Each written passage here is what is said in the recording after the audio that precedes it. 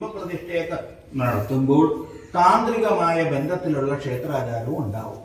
ഇത് രണ്ടും നിയമപരമായി നടത്തിപ്പോവുകയും അങ്ങനെ നടത്തിപ്പോകുന്നതിൽ ഏതെങ്കിലും തരത്തിലുള്ള നിമിത്തങ്ങൾ, അതായത് ദുർനിമിത്തങ്ങൾ നമ്മൾ കണ്ടാൽ ആ കാണുന്ന സമയത്ത് ഇതെന്തുകൊണ്ട് ഉണ്ടായി എന്ന് നോക്കുന്നതാണ് ദേവപ്രശ്നം. നമുക്കിവിടെ ഒമ്പതാം ഭാവത്തിങ്കൽ വ്യാഴം നിൽക്കുകയാൽ ഈശ്വരാനുഗ്രഹം നമുക്ക് പ്രാർത്ഥനയുടെ ഉപാസനയുടെ ഈശ്വരാനുഗ്രഹം നമുക്ക് പൂർണ്ണമായി ഉണ്ട് എന്നാണ് സൂചിപ്പിക്കുന്നത്.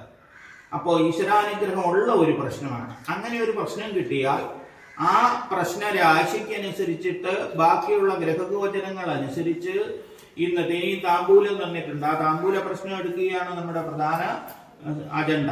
അത് ദേവതകളെ നിങ്ങൾ എന്നൊക്കെയാണോ ഇവിടെ പ്രതിഷ്ഠിച്ച് ആചരിച്ചത്, ആ ദേവതകൾ ഇവിടെ നിത്യസാന്നിധ്യം ചെയ്യുന്നുണ്ട് എന്നാണ് അതിൻ്റെ അർത്ഥം.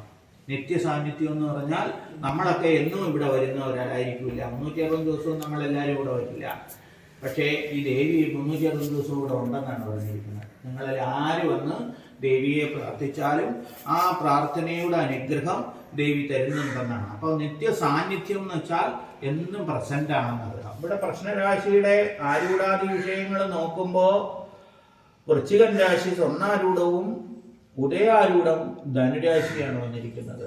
അവിടെ ധനുവിൽ ഗുളികനും നിൽപ്പുണ്ട്. ഗുളികോദയേ മൃതിഭയം.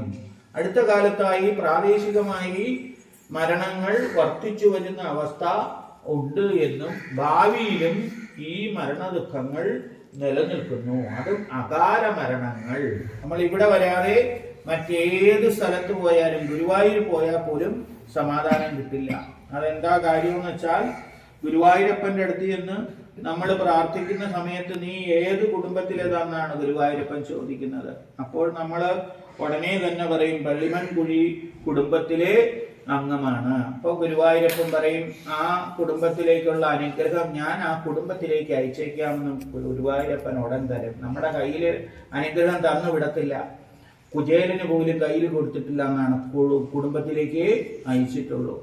അപ്പോൾ ഗുരുവായൂരപ്പൻ പറഞ്ഞ വാക്ക് പാലിക്കും. അവിടുന്ന് നേരെ ഇവിടെ പള്ളിമൺകുഴി ദേവി ക്ഷേത്രത്തിലേക്ക് ദേവിക്കടുത്തേക്ക് അനുഗ്രഹം കൊടുത്തു വിടും.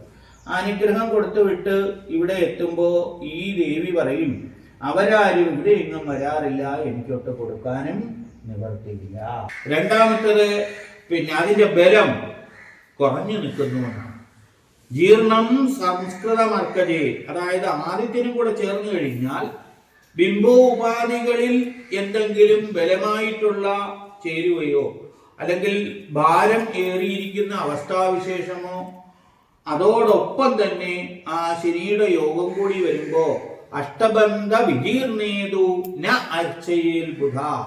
അഷ്ടബന്ധത്തിന് ജീർണത വരികയോ ഇളക്കം വരികയോ ക്ലേശം വരികയോ ചെയ്തിരിക്കുന്നത് ഇരിപ്പ് വശത്തിന് പ്രശ്നം ഉണ്ടായിരിക്കുന്നു എന്നാണ്. നിധി കോശ ധനായാന. അപ്പൊ ധനവിഷയത്തെ കുറിച്ചുള്ള വിഷയങ്ങൾക്ക് ചില എഴുത്തുകുത്തുകളോ കണക്ക് കാര്യങ്ങളിലോ ഒക്കെ ചില പ്രശ്നങ്ങൾ ഉണ്ടാവുക. റെക്കോർഡ്പരമായിട്ടുള്ള കാര്യങ്ങൾക്ക് നിധിദ്രവ്യാദി സൂക്ഷിപ്പ് സ്റ്റോർ റൂം ഇങ്ങനെയുള്ള ഭണ്ഡാര വിഷയങ്ങൾക്ക് ചില ക്ലേശങ്ങൾ ഇതൊക്കെ വന്നു ചേർന്നിട്ടുണ്ട് എന്നാണ് സൂചിപ്പിക്കുന്നത്. അളവിൽ വ്യതിയാനമോ അല്ലെങ്കിൽ ഈ നിവേദ്യ കണക്കിന് വെച്ചിട്ട് ഇവിടുത്തെ നിവേദ്യമായി നിശ്ചയിച്ചിരിക്കുന്ന നിവേദ്യം വഴിപാടായി പോവുകയോ ഒക്കെ ചെയ്യാനിട വന്നിട്ടുണ്ട്. കുടുംബങ്ങളിൽ ഏതെങ്കിലും തരത്തിലുള്ള കൊല ബന്ധങ്ങൾ വന്നിട്ട് നമ്മൾ ഇതിനകത്ത് കയറി ഒരു അശുദ്ധി ഉണ്ടാക്കിയാൽ ആ കുടുംബത്തെ മൊത്തത്തിൽ അത് ബാധിക്കും. അശുദ്ധി ഇവിടെ ബാധിച്ച അപ്പൊ അങ്ങനെയുള്ള അശുദ്ധികൾ നമുക്ക് വന്നു ചേരുന്നുണ്ടെന്നാണ് ഇപ്പോഴും കാണുന്നത്. കൊല അറിയുന്ന സമയത്തെ കൊല തുടങ്ങുന്നുള്ളൂ.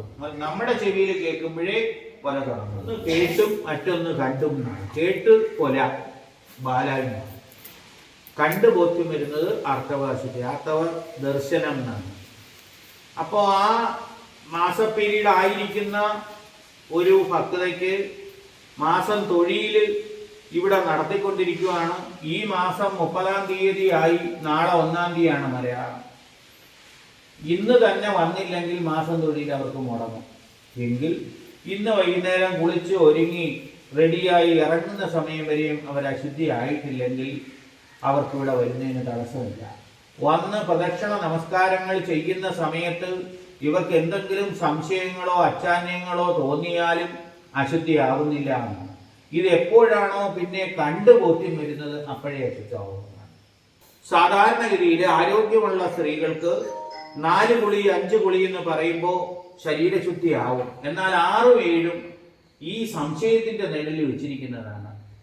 7 രാത്രി കഴിഞ്ഞാൽ 8ാം ദിവസം കുളിച്ച് പിതൃബലി ഇടാം, മണ്ണാർശാലയിൽ പോവാം, ഗുരുവായൂരിൽ പോവാം, എല്ലാ ദേവീ ദേവന്മാരെയും ദർശനം ചെയ്ത് അവരുടെ ദേവകാര്യങ്ങളെല്ലാം ചെയ്യാവുന്നതാണ്.